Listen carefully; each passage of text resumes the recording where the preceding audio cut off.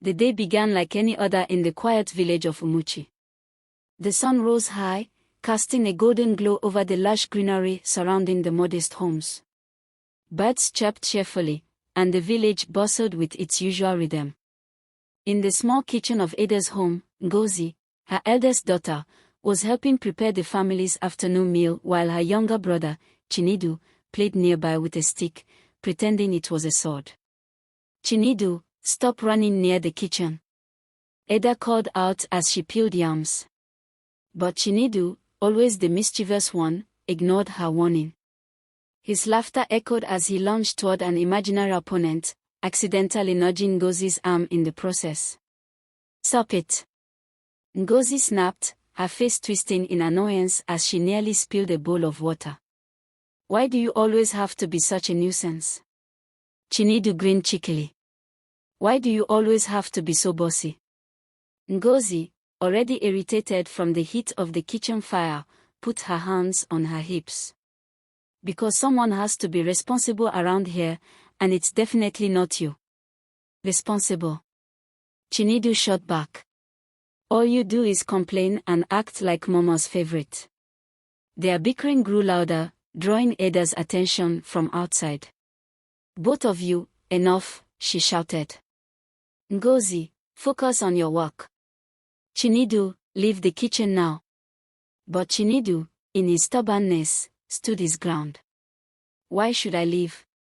It's not like I'm doing anything wrong." Ngozi had had enough. She grabbed a spoon and waved it at him threateningly. "If you don't leave, you'll what?" Chinedu interrupted, smacking. He grabbed the handle of a nearby pot, intending to splash what he thought was water at her in retaliation. But it wasn't water. In an instant, the boiling palm oil from the pot splashed across Ngozi's face. A piercing scream shattered the air as Ngozi dropped the spoon and clutched her face, tears streaming as the searing pain overwhelmed her. Ada rushed in, her heart pounding. "What happened?" she cried, dropping the yam she had been peeling. Chinedu stood frozen, the pot clattering to the floor as he realized what he had done. I didn't mean to," he stammered, his voice breaking. "I thought it was water." Ada knelt beside Ngozi, her hands trembling as she carefully moved her daughter's hands away from her face. The burn was severe, the oil having scalded half of her cheek and forehead. Tears filled Ada's eyes as she tried to comfort her daughter. "Chinedu," she snapped, her voice laced with anger and despair. "How could you be so careless?" I'm sorry," Chinedu cried, falling to his knees. "I didn't mean to hurt her. I didn't know." Ada turned back to Ngozi, who sobbed uncontrollably. "It hurts, Mama," she whimpered. "It hurts so much." The village healer was called immediately, and Ngozi's burns were treated with herbal poultices. Though the pain subsided over time, the scars on her face remained, a constant reminder of that terrible day. Chinedu, consumed with guilt, tried everything to make amends. He brought Ngozi her favorite fruits, helped with her chores, and apologized endlessly. "Ngozi, I'm so sorry," he would say, tears in his eyes. "I never meant to hurt you. Please forgive me." But Ngozi's heart had hardened. Each time she looked in the mirror, the scar stared back at her, reminding her of Chinedu's mistake. The pain of her injury was nothing compared to the bitterness that took root in her soul. "You can't take it back, Chinedu," she replied one day, her voice cold and distant. "This scar will be with me forever." From that moment on, the sibling bond they once shared was broken. Though they continued to live under the same roof, an invisible wall separated them. Chinedu tried to earn her forgiveness, but Ngozi's bitterness only grew, festering in the quiet moments when she was alone with her thoughts. Ada, heartbroken by the rift between her children, did everything she could to mend their relationship. "Ngozi," she said one evening as they sat by the fire, "Chinedu made a mistake, but he didn't do it out of malice. He loves you, and he's sorry. Can't you forgive him?" Ngozi looked away, her fingers tracing the edge of her scarf. How can I forgive him, Mama? Every time I see my reflection, I remember what he did. Ada sighed deeply, her own eyes glistening with tears. Ngozi, holding on to anger will only hurt you more. Chinedu is your brother. One day, you may need each other more than you realize. Ngozi said nothing, but her silence spoke volumes. The scar was not just on her face, it was on her heart. As the years went by, the incident became a defining moment for both siblings. Chinedu vowed to become a better person, driven by his guilt and desire to prove himself. He worked tirelessly, building a successful life in the city. Yet, no matter how much he achieved, the shadow of that day followed him. For Ngozi, the scar became a symbol of her pain and resentment. Even as Chinedu grew into a man of means and generosity, showering her with gifts and support, she could not let go of the bitterness that had taken root in her soul. Though the accident was long past, its impact lingered, shaping the lives of everyone involved in ways none of them could foresee. Years of success and lingering pain. Time moved forward, as it always does, carrying the family's memories of that tragic day like a shadow that never quite fades. The siblings, now adults, had taken separate paths, but the scars of their shared past shaped their lives in profound ways. Chinedu's drive for success. Chinedu, haunted by the memory of the accident, poured himself into his studies and later into his career. He was determined to rise above his mistake and prove that he could be a better person, a source of pride for his family. In Lagos, the bustling heart of Nigeria, Chinedu found his footing in the world of business. Starting small, he sold electronics in a crowded market, working long hours and saving every naira he earned. Over time, his resilience and ingenuity paid off. By his late 20s, Chinedu owned a thriving electronics company. He had built a life many in his village could only dream of, a sprawling home, sleek cars, and the respect of his peers. But his success felt hollow. No matter how much he achieved, the memory of the pain he caused Ngozi lingered in his mind, an open wound that success could not heal. Chinedu tried to make amends in every way he could. He sent money home to their mother, Ada, and made sure Ngozi received gifts, care packages, and financial support. He paid for her medical treatments, even funding a specialist to improve the appearance of her scars. But despite his efforts, Chinedu could never shake the feeling that Ngozi's smile, when it came, was thin and forced. Meanwhile, Ngozi's life in the village was marked by bitterness and isolation. Though Chinedu's financial support allowed her to live comfortably, she struggled with the emotional scars left by the accident. Her physical scar had faded slightly with time, but in her mind, it remained vivid, a reminder of the pain and humiliation she endured as a girl. Every gift Chinedu sent seemed to mock her pain. The expensive fabrics, the new phone, the bank transfers, none of it could erase what she felt had been stolen from her, her sense of beauty, her confidence, and the sibling bond she once cherished. To Ngozi, Chinedu's wealth was a cruel irony. He had built a life of privilege while she was left to carry the weight of their shared past. At family gatherings, Ngozi's interactions with Chinedu were cordial but distant. She would smile and thank him for his generosity, but her words were hollow. In her heart, she nursed a bitterness that grew with each passing year. Chinedu, unaware of the depth of Ngozi's resentment, never stopped trying to mend their relationship. During a visit to the village one Christmas, he sat with Ngozi on the veranda, hoping to have an honest conversation. "Ngozi," he began, his voice low and honest, "I know I can never take back what happened. But I need you to know how sorry I am. I was a child, and I made a terrible mistake. Please, tell me you've forgiven me." Ngozi stared at him for a moment, her expression unreadable. "It's in the past, Chinedu," she replied, her tone flat. "I've moved on." But Chinedu could sense the truth, her words were a shield, not a bridge. Ngozi, he pressed, if there's anything I can do to make it right, tell me. I'll do it. She gave a faint smile, the kind that didn't reach her eyes. You've done enough.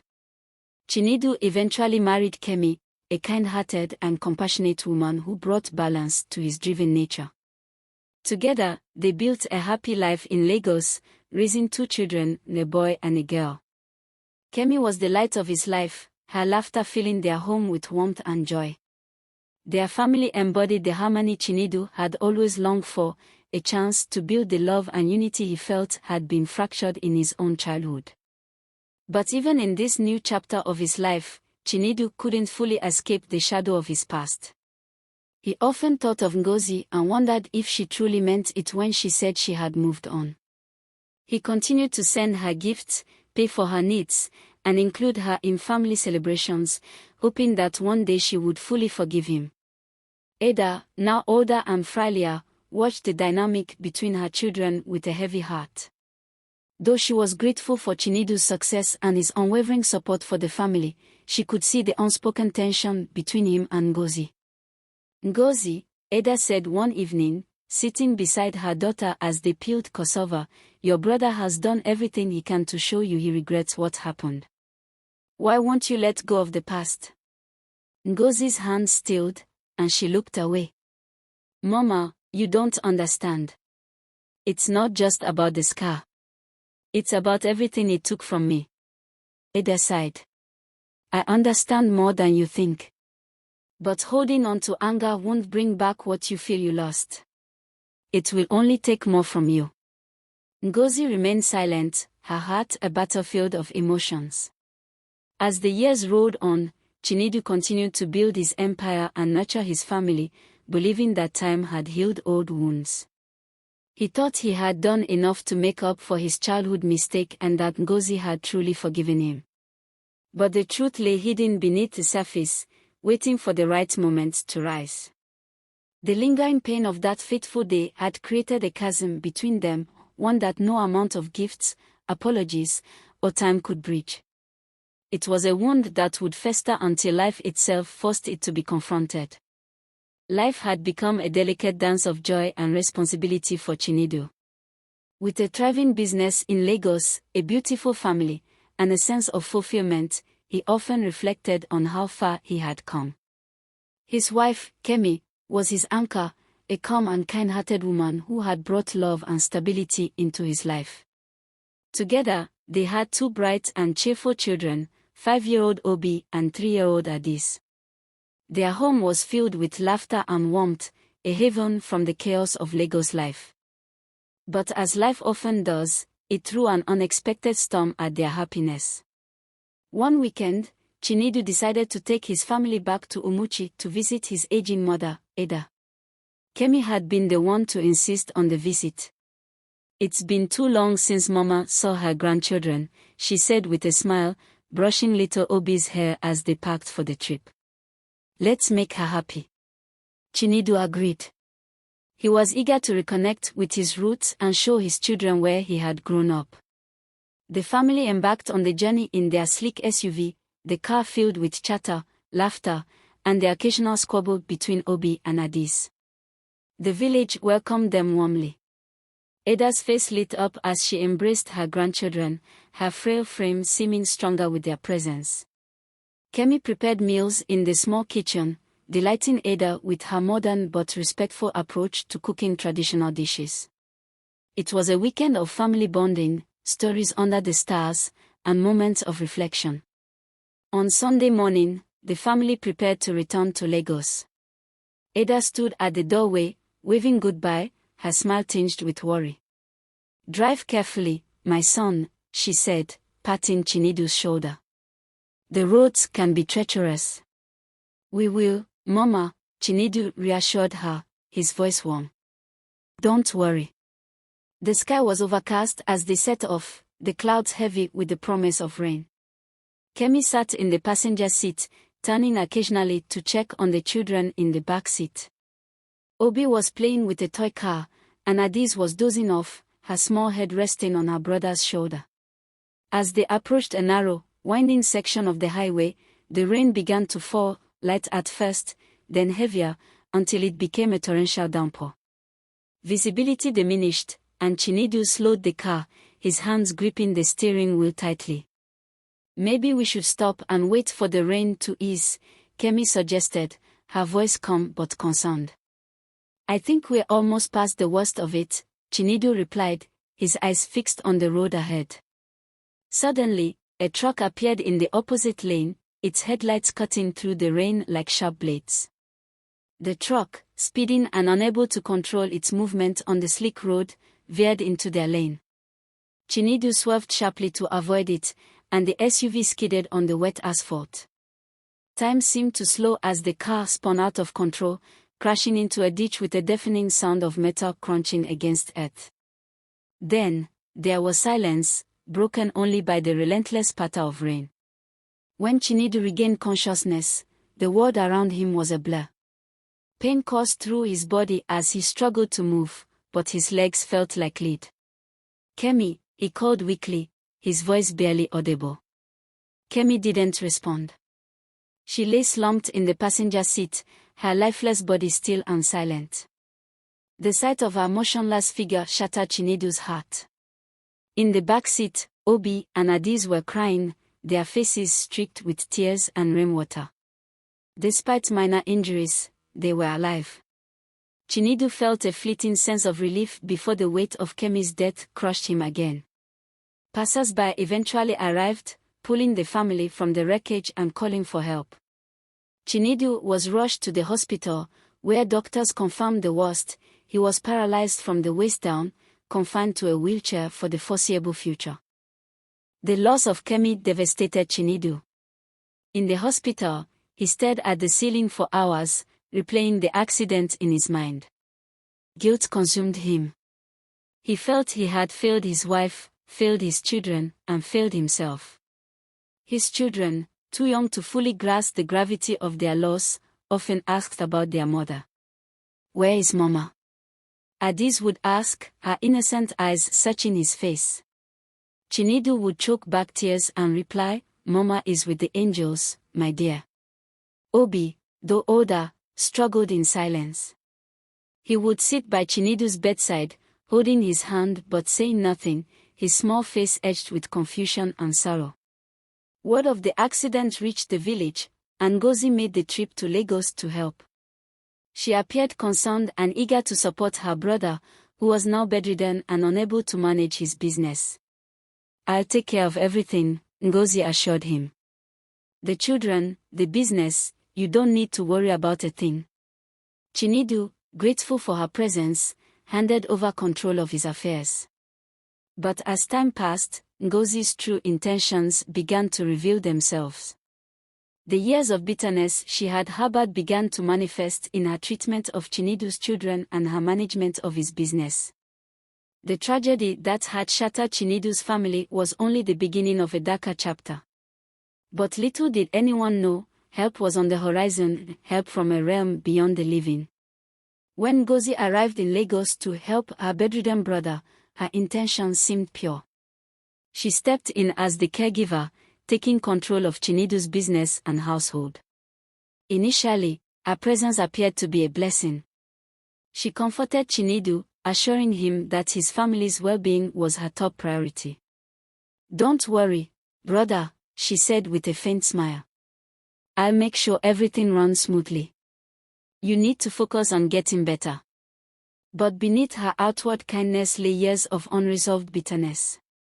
The scars on her face were a constant reminder of the accident that had changed her life, and in her mind, Chinedu's wealth and success were undeserved. Over time, her lingering resentment began to seep into her actions, and her cruelty toward Chinedu's children grew.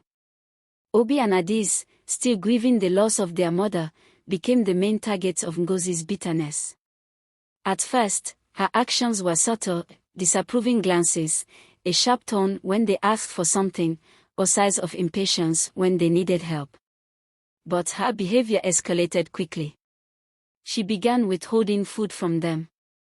"You're not hungry," she would snap when Obi timidly asked for another serving at dinner. "Do you think food grows on trees?"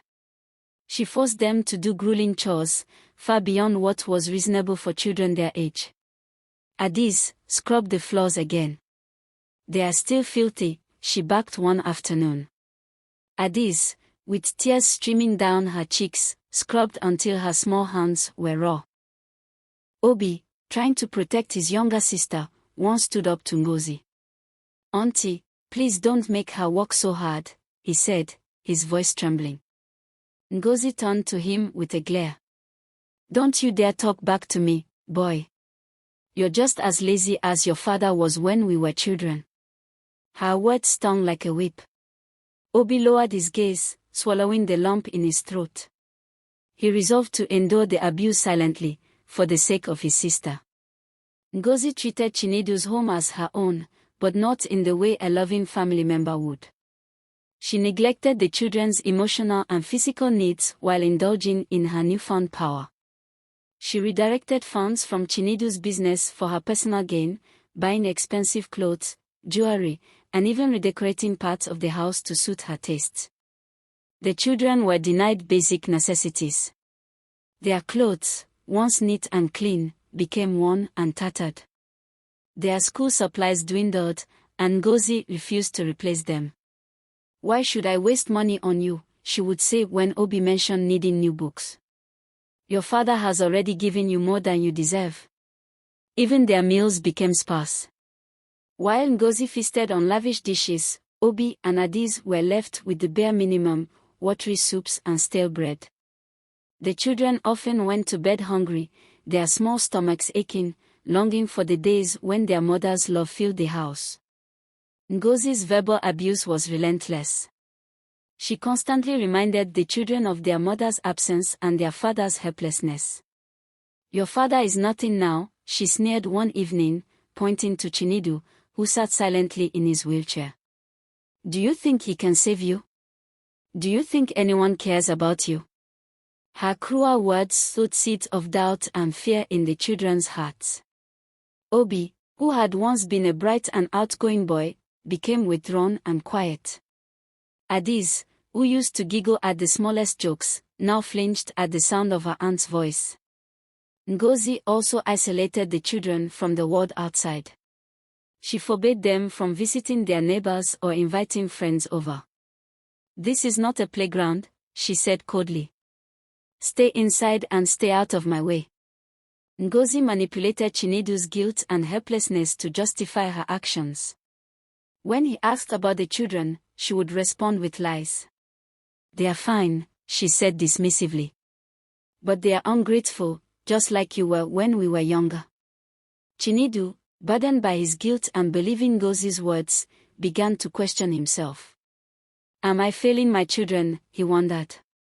"Am I truly unworthy of forgiveness?" Ngozi's cruelty extended even to him. She would deliberately leave him unattended for hours, refusing to help with his needs or medications. "You're lucky I'm here at all," she would mutter under her breath. "After everything you've done, you should be thanking me." Obi and Adis often huddled together at night, whispering their fears and dreams. "I miss Mama," Adis said one night, her small voice trembling. "Do you think she knows what's happening?" Obi hugged her tightly. "Mama always knows. She'll find a way to help us." Though they clung to hope, the weight of Ngozi's cruelty was overwhelming. Each day felt like an endless cycle of fear and pain, and their father's silent suffering only deepened their despair. Ngozi's cruelty reached its peak when she threatened to send the children away to a boarding school far from their father. "You're nothing but a burden," she said, her voice dripping with venom. "It's time I got rid of you." The children cried themselves to sleep that night, feeling utterly abandoned. Little did they know, their mother's spirit was watching over them, her heart breaking at the sight of their suffering.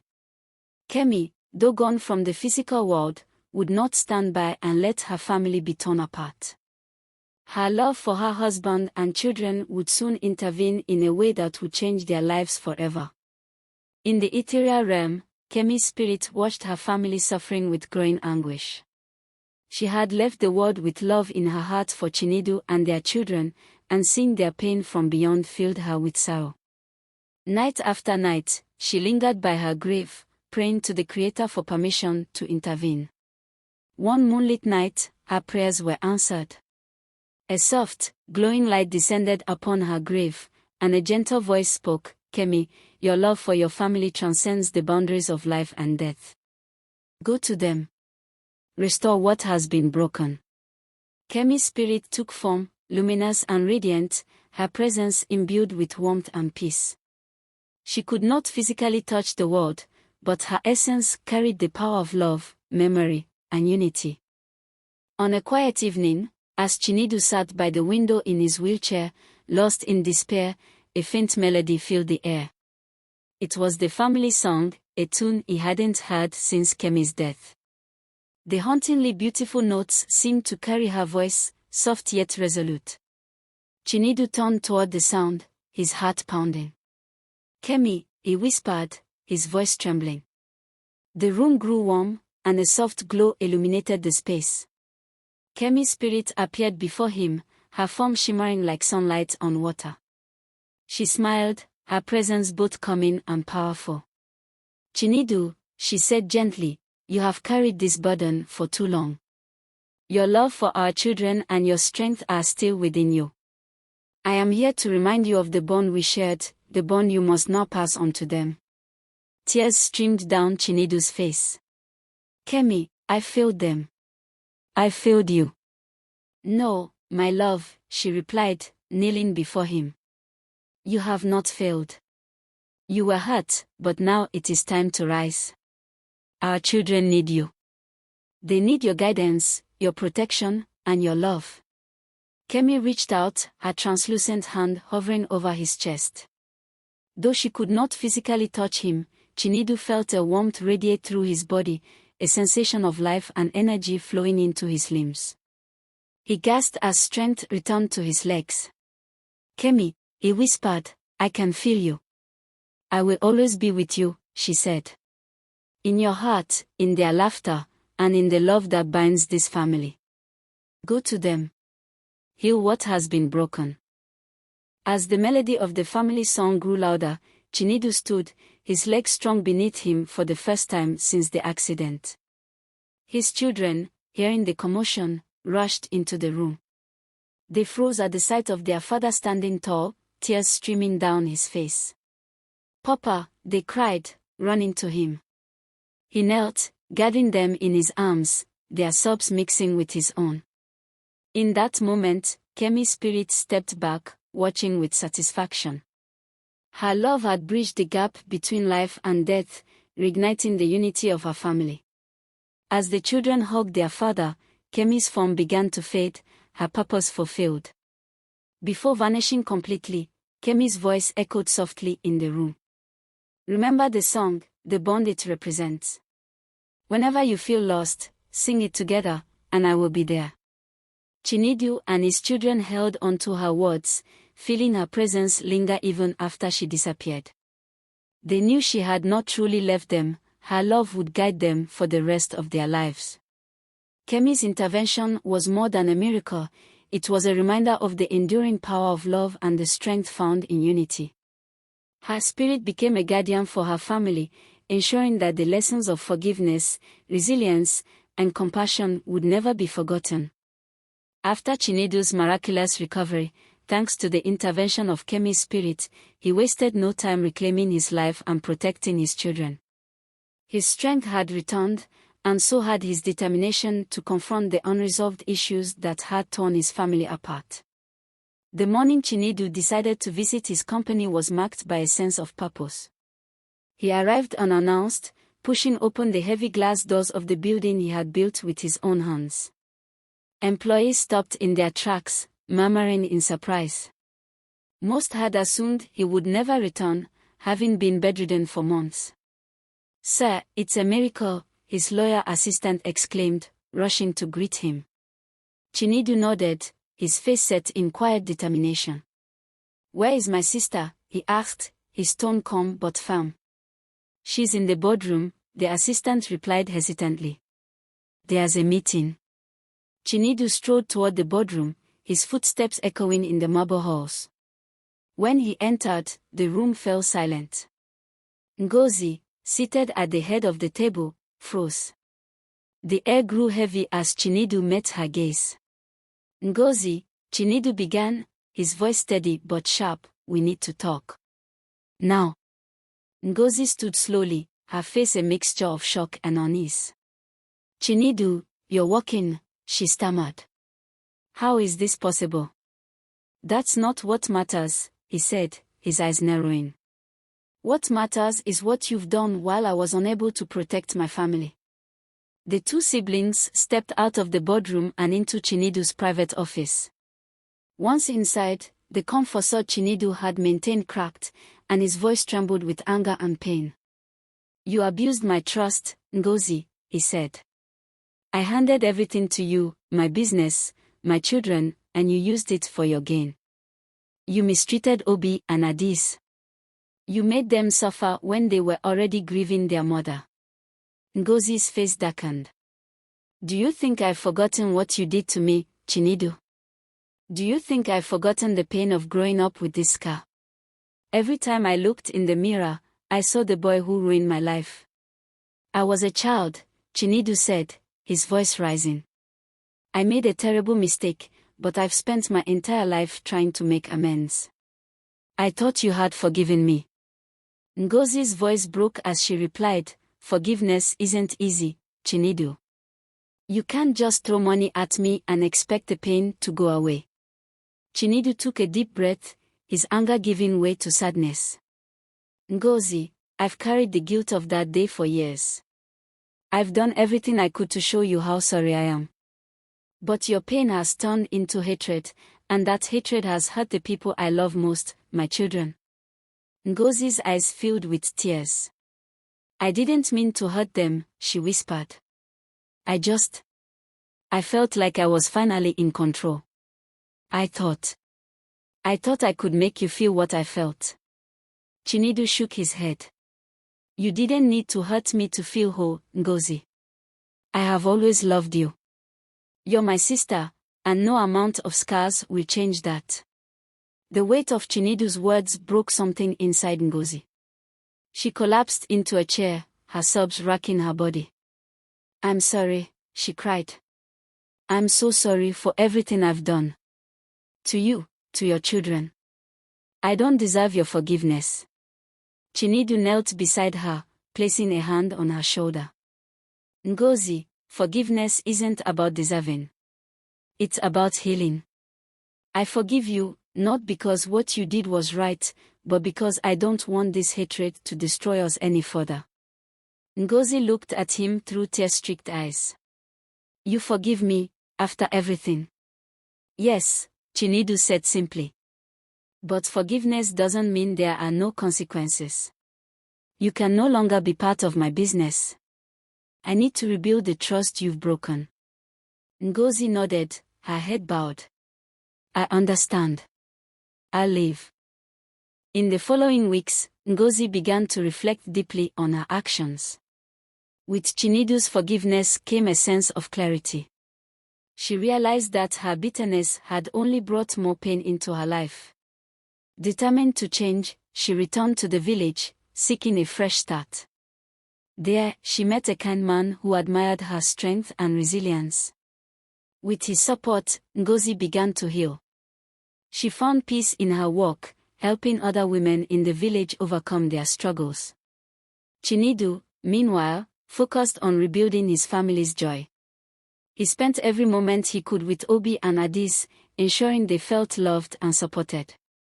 The children, seeing their father's strength and kindness, blossomed under his care. Months later, Ngozi visited Chinedu's home. The family welcomed her with open arms. Over a shared meal, they laughed, sang their family song, and reminisced about the good times they had once shared. Though the scars of their past would never fully disappear, they had found a way to move forward. The confrontation between Chinedu and Ngozi was a turning point, not just for them but for their entire family. It taught them that forgiveness is not about forgetting the pain but about choosing love over bitterness. Together, they rebuilt the bonds that had been strained for so long, proving that even the deepest wounds can heal with time, understanding, and grace. The confrontation between Chinedu and Ngozi marked the end of years of hidden resentment and unresolved pain. It was a turning point not just for them, but for the entire family. With forgiveness extended and lessons learned, they began to rebuild their lives, creating a future rooted in understanding, love, and unity. After leaving Chinedu's business, Ngozi returned to the village with a heavy heart but a renewed sense of purpose. The memories of her actions weighed on her, but so did her brother's words: forgiveness isn't about deserving. It's about healing. Determined to make amends, Ngozi threw herself into helping others. She joined a local women's group that supported widows, single mothers, and victims of abuse. Using the management skills she had gained from running Chinedu's business, she helped the group expand its reach, organizing workshops and securing funding for their projects. Her efforts brought meaningful change to the lives of many women in the community. Ngozi also sought forgiveness from the children she had wronged. During a visit to Lagos, she knelt before Obi and Adiz, tears streaming down her face. "Obi, Adiz," she said, her voice trembling, "I failed you. I let my pain make me someone I am not. Please, forgive me for the way I treated you." Obi, wise beyond his years, spoke first. "We forgive you, Auntie Ngozi. Mama always said family is everything." Adiz nodded, her small hand reaching out to touch Ngozi's. "We just want you to be nice again." Their words brought a wave of relief to Ngozi's heart, and for the first time in years, she felt truly at peace.